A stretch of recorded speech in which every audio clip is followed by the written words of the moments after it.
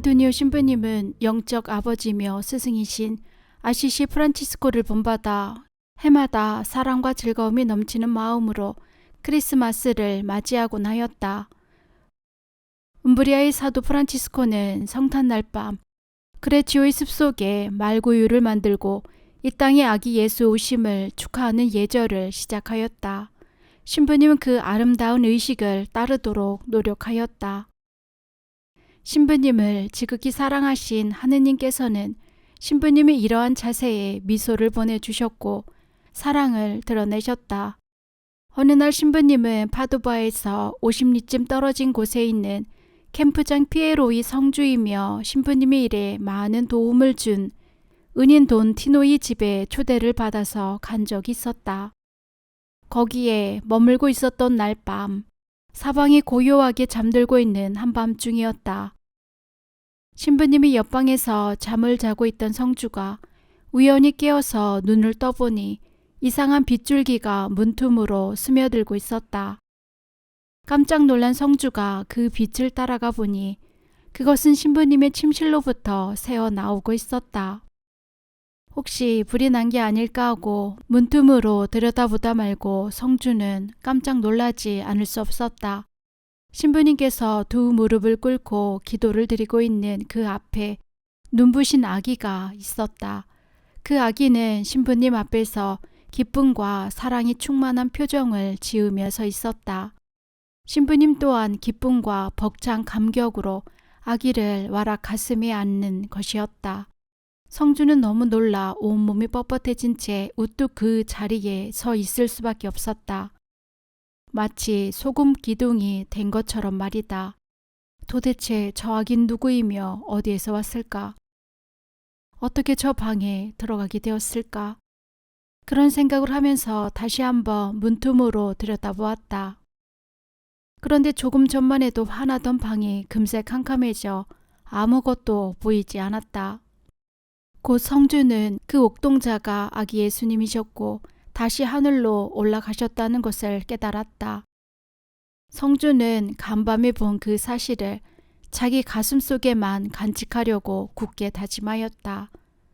다음 날 티토성을 떠나면서 신부님은 성주에게 간곡히 부탁했다. 성주님, 정말로 저를 사랑하신다면 간밤의 일은 아무에게도 말씀하지 말아 주십시오. 아기 예수님의 부탁이셨으니까요. 성주는 무척 성실한 사람이었으므로 그 약속을 잘 지켰다. 신부님이 돌아가신 후에 그 이야기를 발표하였다. 신부님은 어린이들을 무척 사랑하셨다. 한 평생을 통해서 신부님이 느끼고 있었던 어린이와 젊은이들에 대한 특별한 사랑은 수많은 이야기를 남겨놓았고 또 많은 기적을 낳게 하였다. 한 가난한 부인이 하루는 아들을 재워둔 채 신부님의 설교를 들으러 갔다. 잠에서 깨어난 아기는 엄마를 찾아 밖으로 기어 나오다 펄펄 끓는 물을 뒤집어 쓰고 온몸에 큰 화상을 입었다. 얼마 후 집으로 돌아온 엄마는 전신이 새빨갛게 되어 기절해서 엎드러진 아들을 보고 까무러치도록 놀랐다. 마구 소리를 지르며 미친 듯이 뛰어나와 신부님에게로 달려갔다. 울부짖으며 사연을 얘기하는 부인의 말을 듣고 신부님은 침착하게 타일렀다. 아마 부인이 잘못 보셨겠지요.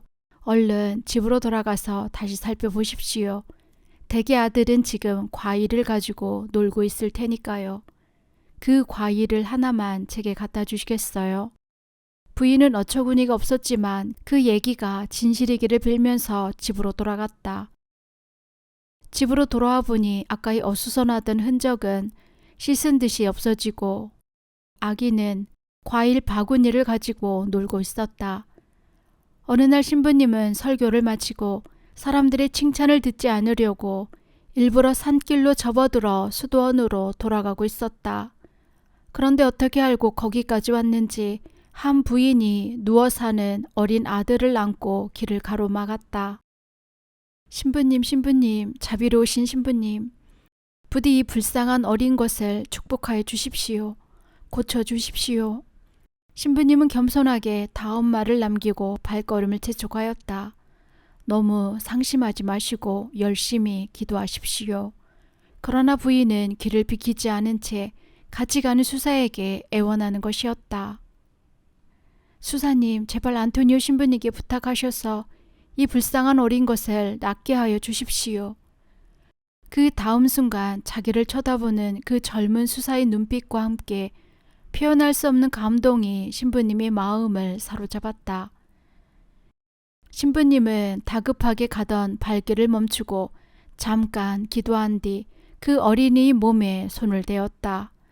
그러자 마치 잠을 깬 아이처럼 일어나더니 엄마의 손길을 벗어나서 제 발로 걷지를 않는가. 신부님은 파도바의 거리를 지나던 피에드로라는 남자를 만나게 되었다. 그의 팔에는 파도바 나라는 아이가 안겨져 있었다. 피에드로는 마치 가나안 여인이 예수님께 그랬던 것처럼 신부님 앞에 무릎을 꿇고 자기 딸의 병을 고쳐달라고 애원하였다.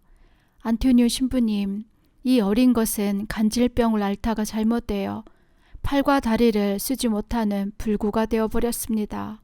이 죄 없는 것을 불쌍히 여기시고 병을 고쳐주십시오 하면서 눈물을 흘렸다. 신부님은 그 아버지의 믿음과 어린이의 사정을 딱하게 여겨 축복을 내려주었다. 피에드로가 파도바나를 안고 집으로 가는 도중에 차츰 팔다리에 피가 돌아 몸을 움직이기 시작하였다.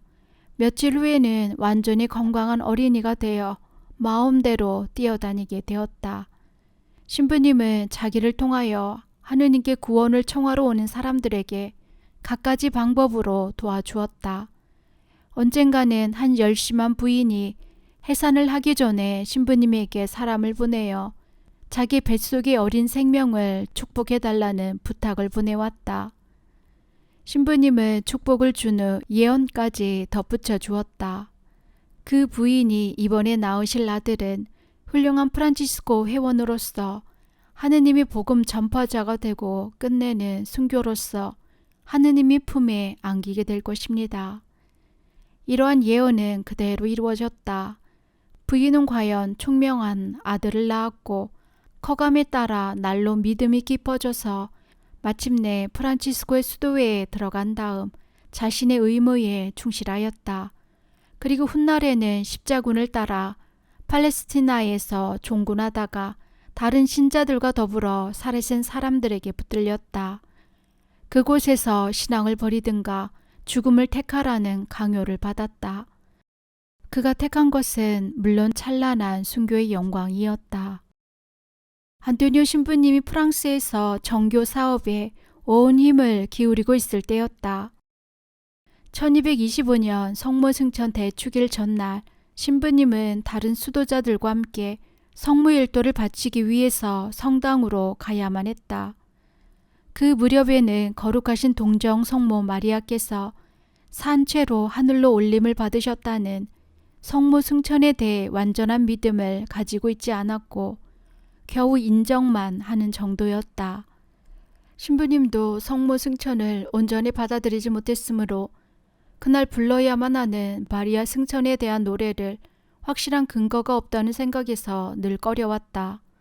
신부님은 그것에 마음에 걸려 성당에 가지 않고 다른 이들이 꺼림칙한 부분을 다 마친 다음에야 어떻게 해보려고 생각하고 있었다.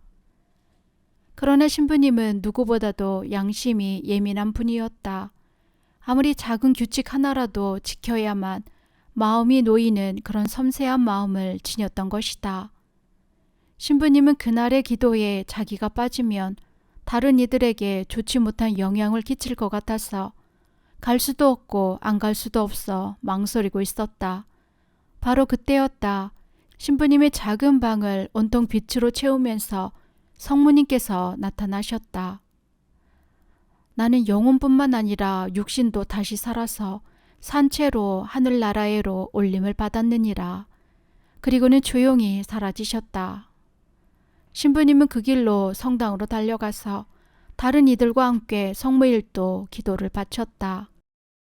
그 다음부터 한껏 홀가분한 마음으로 성모 승천을 마음껏 주장하기에 이르렀다.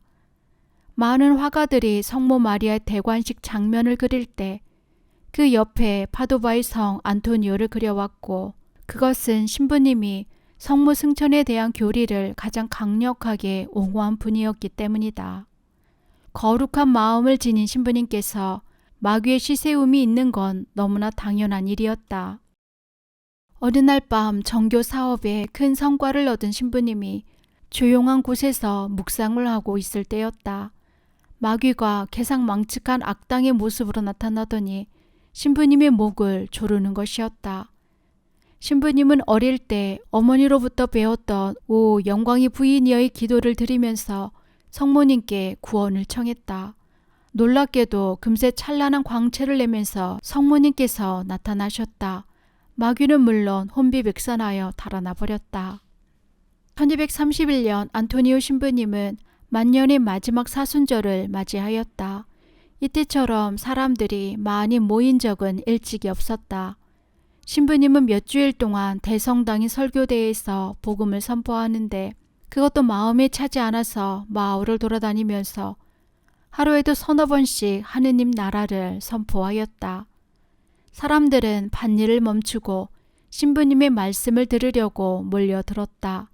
신부님이 지쳐 쓰러질 정도로 몸이 쇠약해져 수도원으로 돌아온 것은 5월이 되어서였다. 신부님은 하느님의 부르심이 가까워졌음을 느끼고 조용한 곳을 찾았다. 잠피에로 성 근처에 있는 프란치스코 수도원으로 갔다.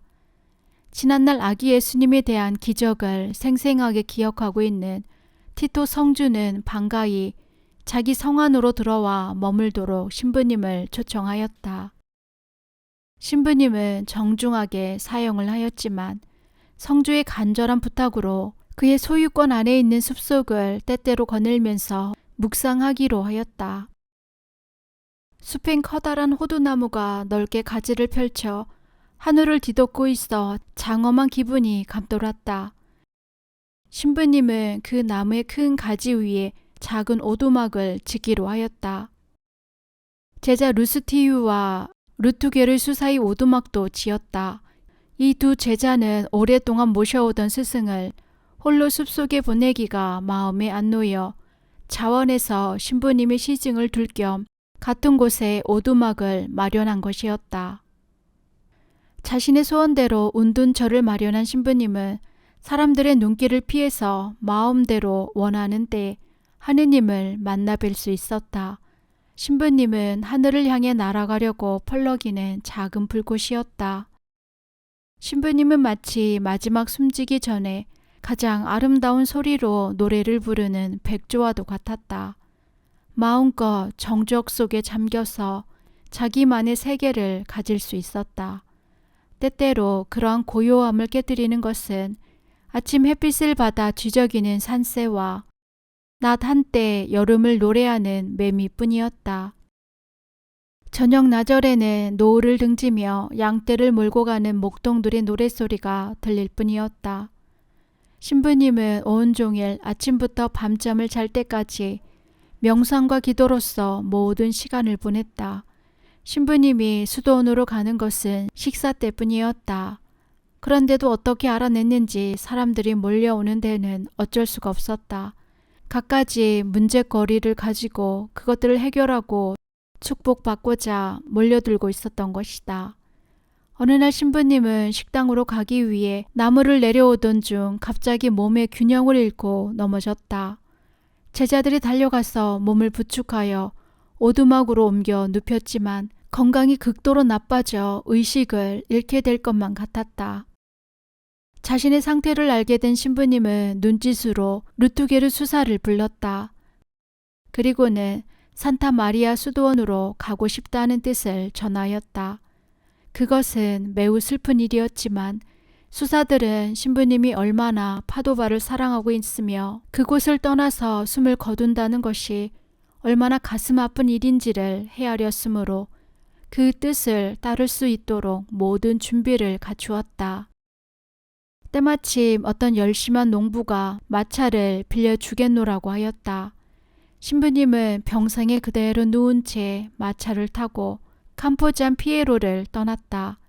일행이 파도바 성 가까이 이르렀을 때 신부님이 문병을 오던 파도바 수도원의 빈 노드 수사와 마주쳤다. 수사는 깜짝 놀라서 다음처럼 말하였다. 저렇게나 중태에 빠진 분을 마차 여행을 하게 하시다니요. 여기에 그대로 계시는 게 좋지 않겠어요? 성 아래에 바로 프란치스코 제2 여자 수도원이 있었는데 지도 신부님을 위한 집이 따로 마련되어 있었다. 빈 노드 수사는 파도바의 천사들의 성 마리아 수도원은 고을 한가운데 있으므로 번거롭게 사람들이 찾아와서 환자를 괴롭힐 것이니 거기로 가셔서는 안 된다고 우겼다. 신부님은 늘 다른 사람의 의견을 따르는 분이셨으므로 제 생각에 반대하지 않을 것입니다. 이렇게 해서 신부님은 마을 안으로 들어가지 않고 아르첼라로 모셔지게 되었다. 그 작은 수도원에 다다랐을 때 신부님의 병은 이미 절망적이었으므로 자원에서 병자 성사를 받겠다고 하였다. 신부님은 겸손한 마음으로 마지막 고백 성사를 받고 뜨거운 사랑으로 성체를 모셨다. 그 자리를 지키고 있던 수사들은 숨져가는 위대한 보배를 애석해 하면서 눈물을 흘렸다. 그러나 신부님은 여전히 천사의 미소를 띠며 마음속에 넘쳐 흐르는 즐거움을 얼굴에까지 나타내고 있었다. 신부님은 눈물을 흘리는 수사들을 위로하다 말고 갑자기 경건하게 낮은 목소리로 즐겨 부르던 동정 성모 마리아의 오 영광의 부인이여 탁월한 별이여 의 노래를 부르기 시작하였다. 하늘을 우러러보고 있던 신부님의 눈은 어느 한쪽을 뚫어지도록 바라보았다. 어떤 커다란 행복을 눈앞에 둔 사람처럼 아까보다 더 평온한 표정에 잠겨 있었다. 무슨 큰 위안을 받는 듯 하였다. 신부님을 지켜보던 수사들 중 하나가 이상하게 여기면서 물어보았다. 무엇을 그렇게 골똘하게 쳐다보고 계십니까? 신부님은 지금까지와는 달리 생기 있는 목소리로 대답하였다. 저기 하늘에 계시는 그분을 보고 있습니다. 그리고는 다시금 허탈 상태에 빠졌다. 그로부터 반 시간이 지난 다음 잠깐 얼굴에 미소를 띠며 수사들의 모습을 하나하나 살펴보더니 입속으로 마지막 기도를 드리며 조용히 주님 품에 안겼다. 때는 1231년 6월 12일 금요일, 신부님은 겨우 36살이었다. 성 프란치스코에 의해서 형제로서의 인연을 맺은 제1의 수도자들, 제2의 수녀들은 어떻게 해서든지 눈물을 보이지 않고 울음소리를 죽이려고 애썼다. 만약에 신부님의 죽음이 알려진다면 지난날 신부님이 은혜를 입은 수많은 사람들이 몰려와서 뜻밖의 혼란을 가져올까 두려웠던 것이다. 이러한 걱정은 현실로 나타나고 말았다. 신부님이 살아있을 때 축복을 받아 병이 낫게 된 소년과 소녀들이 하느님의 묵시로 자기들이 사랑하던 신부님이 돌아가신 것을 알고 울음을 터뜨리면서 거리거리로 외치고 다닌 것이다. 우리들의 안토니오 신부님이 돌아가셨어요. 성인 신부님이 돌아가셨어요. 이 소문은 삽시간에 온 마을과 고을에 퍼져 남자와 여자, 늙은이와 젊은이, 부자와 가난한 이를 가리지 않고 모두 한결같이 가신 분을 추모하러 모여들기 시작하였다. 신부님과 수도자들도 모두가 눈물을 머금고 아르첼라 수녀원으로 몰려들었다. 순식간에 수녀원 근처는 모여든 사람으로 가득 찼고 하나같이 무릎을 꿇고 신부님께 은혜를 베풀어 달라고 빌었다. 너무나 혼란해서 마침내는 군대가 동원되어 질서를 바로잡지 않으면 안 될 정도까지 이르게 되었다. 그리고 아르첼라의 사람들과 파도바 시민 사이에는 어느덧 신부님의 시체를 가지고 다투는 사태까지 벌어지고 말았다.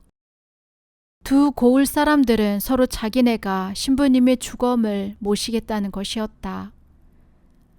그러나 신부님이 살아있을 때의 바램으로 신부님의 주검은 산타 마리아 수도원 성당에 안장하기로 하였다. 이 성당은 신부님께서 생전에 설교하고 미사를 드리고 기도하고 고백 성사를 주던 곳이다. 장례식은 더 말할 나위 없이 장엄하여 마치 개선 장군을 맞이하는 기념식과도 같았다. 스플레트 대성당에서 교황 그레고리오 9세 성화에 의해서 안토니오 신부님이 성인 품위에 오른 것은 그로부터 채 1년이 되지 않아서였다. 이것은 신부님의 성덕이 얼마나 높고 컸던가를 말해주는 것이다. 교황 성화는 개인적으로 신부님을 잘 알고 있었으며 신부님의 지혜와 학식, 덕행 등을 높이 평가하고 있었다. 신부님이 성인 품에 오른 것은 1232년 5월 3일이었다. 전해지는 바에 의하면 그날 바로 성인이 탄생한 포르투갈 리스본의 여러 성당에서 일제히 종이 울려 듣는 이들의 마음을 무척 즐겁게 하였다고 한다. 나중에 사람들은 그날 그 시각에 이탈리아의 바티칸에서 안토니오 신부님이 성인 품에 올려지는 의식이 있었다는 소식을 듣고 하느님을 찬미하였다. 파도바에 안토니오 성인을 기억하기 위한 기념 성당이 세워졌다. 파도바 사람들은 자기네 자랑스러운 사도인 성 안토니오에게 그가 베풀어진 은혜를 감사하는 뜻에서 장엄하고도 아름다운 성당을 세웠다. 그가 세상을 떠난 후에도 그의 유물이 있는 곳에서 그칠 사이 없이 여러 가지 기적이 일어나고 있으므로 그의 적절한 묘소를 제공하기로 하였던 것이다. 1263년 이 장엄한 성당이 낙성되어 유해를 그곳으로 옮기기로 하였다. 그 의식을 집전한 이는 같은 프란치스코 회원이며 총장인 성 보나벤투라였다. 많은 사람들이 보고 있는 가운데 묘지의 문이 열리고 유해가 공개되었다. 오랜 세월을 지나 유해는 거의 흙으로 돌아갔지만 신부님의 혐아는 건강한 혈색으로 그대로 남아 있었다. 모두들 무릎을 꿇고 기도를 드렸다. 천사 박사라고 일컬어지는 성 보나벤투라는 하느님께 감사를 드리면서 이 소중한 보물을 손에 든 채 몇 번이나 입맞춤을 하였다. 그리고는 눈물을 흘리면서 말하였다. 오 축복받은 혀여, 그대는 늘 하느님을 찬미하였고 복음을 전파했고 남들에게 늘 좋은 말만 하였습니다. 따라서 우리 모두는 하느님께서 내리는 풍성한 보답을 바라보며 감격할 따름입니다.